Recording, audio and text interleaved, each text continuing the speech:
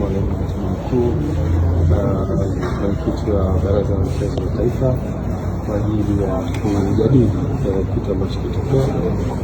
Bahati nzuri kabla ya Africans kupata nafasi ya kufikisha yale ambayo ni msingi kabisa yanayohusiana na mchezo ule, na baada ya kufanya hivyo platform ambayo Mheshimiwa Waziri na jopo lake walitengeneza, na dhamira yake kubwa ilikuwa ni kusikia nini kutoka kwa viongozi wa Africans, na sisi wakati wote tukiwa kama viongozi tunasimamia interest ya taasisi yetu, ambayo taasisi yetu inasimamia wanachama na timu kwa ujumla.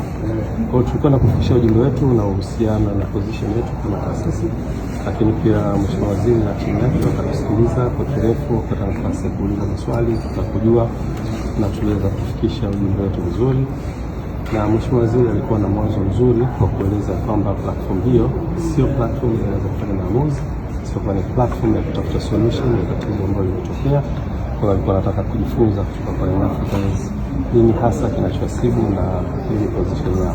Kwa hiyo tunaweza kufikisha yote ambayo tunastahili kuyafikisha kama viongozi, ambayo yanabeba ujumbe wa kamati ya utendaji, lakini ujumbe wa wanachama wetu na wapenzi na mashabiki waliokuwa kwenye nchi nzima. Ujumbe huo umefika, Mheshimiwa Waziri na timu yake wamepokea, tumewaachia wafanye kazi na tumekubaliana tutakuwa na vikao vingine endelevu kwa ajili ya kutafuta solution ya jambo hili.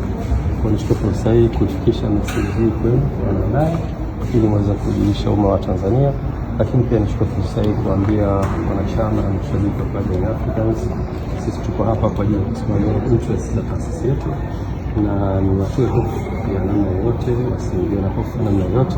Viongozi wao ni viongozi imara na wako hapa kwa ajili ya kusimamia interest za taasisi. Kwa hivyo wakae kwa kutulia na solution inapatikana, tutaweza kurudi kwa ajili. Labda pengine msimamo wenu